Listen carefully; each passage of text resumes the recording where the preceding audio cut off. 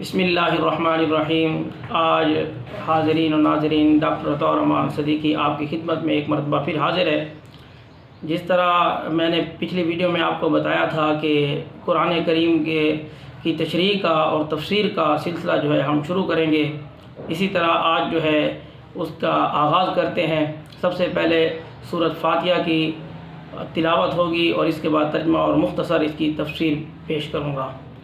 تو آئیے چلتے ہیں قرآن کریم کی تلاوت کی طرف۔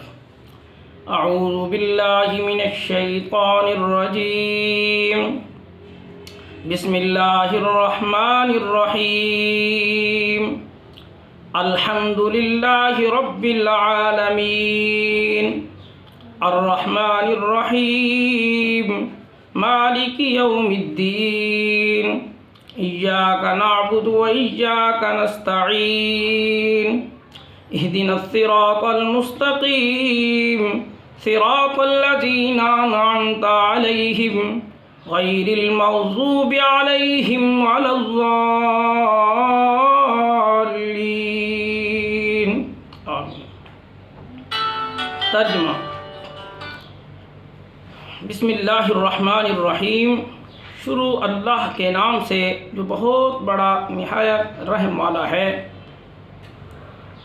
الحمدللہ رب العالمین، تمام تعریفیں اس اللہ کے لیے جو تمام جہانوں کا رب ہے۔ الرحمن الرحیم، بہت مہربان اور نہایت رحم کرنے والا ہے۔ مالک یوم الدین، قیامت کے دن کا مالک ہے۔ ایاک نعبد و ایاک نستعین، اے اللہ تیری ہی عبادت کرتے ہیں اور تجھ ہی سے مدد مانگتے ہیں۔ اہدنا الصراط المستقیم، ہم کو سیدھا راستے پر چلا۔ صراط الذین انعمت علیہم، ان لوگوں کے راستے پر جن پر تیرا انعام ہوا۔ غیر المغضوب علیہم ولا الضالین، نہ کہ ان لوگوں کے راستے پر جن پر تیرا غضب ہوا اور جو گمراہ ہوئے۔ اب اس کی مختصر سی تفسیر کی طرف ہم آتے ہیں۔ اس سورت کے اندر یہ جیسا کہ آپ کو پہلے بتلایا گیا، اس کے بہت سارے نام ہیں، جس میں سے اس کا ایک نام مشہور ہے، وہ سورۃ فاتحہ ہے، اور اسی طرح اساس القرآن بھی ہے، ام القرآن بھی ہے، اور اس سورت کا نام یہ کنز بھی ہے، یعنی خزانہ ہے، یہ علم کا خزانہ ہے اس کے اندر، کیونکہ پورا قرآن کریم کا خلاصہ اس سورت کے اندر موجود ہے۔ اور دوسری بات، یہ ہر سورت کے شروع میں سوائے سورۃ توبہ کے بسم اللہ الرحمن الرحیم، یہ جو بسم اللہ الرحمن الرحیم کا ہونا ہے، اس کے اندر اللہ تعالیٰ کی 3 قسم کی صفات کا ذکر ہے۔ سب سے پہلے بسم اللہ، لفظ اللہ، الرحمن الرحیم، یہ 3 لفظ ہیں۔ ان تینوں کے اندر اللہ تعالیٰ کے جو ذاتی نام ہے وہ اللہ ہے، اور باقی صفاتی نام ہیں۔ بہت سارے اللہ تعالیٰ کے صفاتی نام ہیں، 99 تو وہ ہیں جو قرآن کریم کے اندر موجود ہیں، باقی اللہ تعالیٰ کے صفاتی نام بہت زیادہ ہیں، لیکن ان میں سے اللہ تعالیٰ کو الرحمن الرحیم بہت زیادہ پسند اور محبوب ہے۔ اس لیے اس صورت کے اندر بھی الحمدللہ رب العالمین، الرحمن الرحیم، الرحمن الرحیم، یہ 2 خصوصیت اور یہ 2 جو صفات ہیں اللہ تعالیٰ نے اس صورت کے اندر رکھی ہیں۔ پھر اس صورت کو سورۃ الشفاء بھی کہتے ہیں۔ اللہ تعالیٰ نے اس صورت کے اندر ہمیں یہ بتلایا ہے کہ ہر بندہ اللہ تعالیٰ سے مانگے، کیا مانگتا ہے، یا اللہ تعالیٰ کی تعریف کرے تو کیسی تعریف کرنی ہے، کوئی کس طرح کرے گا، کوئی کس طرح کرے گا، لیکن اپنی اپنی مرضی سے جس طرح اس کا دل چاہتا ہے وہ تعریف کرے۔ لیکن اللہ تعالیٰ نے خود اس صورت کے اندر سکھلا دیا کہ آپ نے اللہ کی حمد کیسے بیان کرنی ہے۔ الحمدللہ رب العالمین، آپ نے اس طرح تعریف کرنی ہے۔ اس صورت کے اندر گویا کہ ہمیں حمد بھی سکھائی گئی ہے، اور اس کے ساتھ الرحمن الرحیم، یہ جو 2 صفات ہیں، اس کا معنی الرحمن کا معنی اور رحیم کا معنی۔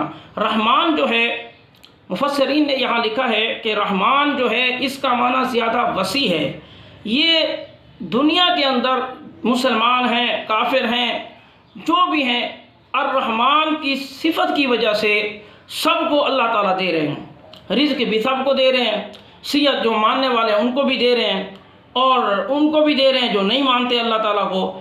اسی طرح پیسہ ہے، مال ہے، جتنی بھی چیزیں اللہ تعالیٰ سب کو دے رہے ہیں، لیکن جو رحیم کی صفت ہے یہ خاص ہے مسلمانوں کے لیے، آخرت کے لیے۔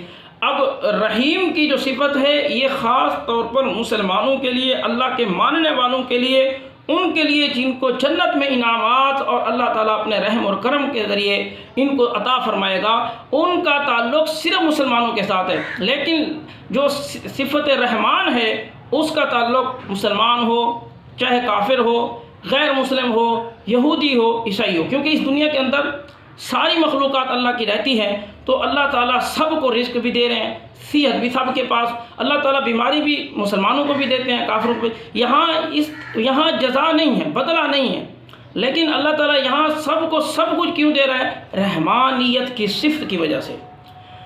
تو سامعین محترم، اس لیے الرحمن الرحیم یہ بھی ذکر ہے، یہ بھی صفات ہیں اس صورت کے اندر ہے۔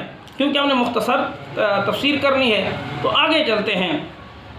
مالک یوم الدین، قیامت کے دن کا ذکر بھی اسی میں ہے۔ اب انسان جو اللہ تعالیٰ کے سامنے موجود ہے، نماز پڑھے گا اور یہ سورت پڑھے گا بار بار، تو اس کو پتہ ہونا چاہیے کہ میں اس سورت کے اندر حمد بھی بیان کر رہا ہوں، اللہ کی صفات کا ذکر بھی میں کر رہا ہوں، اور ساتھ ساتھ مجھے قیامت کے دن کا بھی میں اللہ سے ذکر کر رہا ہوں، اور قیامت کا خوف اور قیامت کی ہولناکیاں یہ بھی اس کے ذہن میں ہونی چاہیے جب یہ سورت کو پڑھے گا۔ پھر ایاک نعبد و ایاک نستعین، یا اللہ ہم تیری ہی عبادت کرتے ہیں اور تجھ ہی سے مدد مانگتے ہیں۔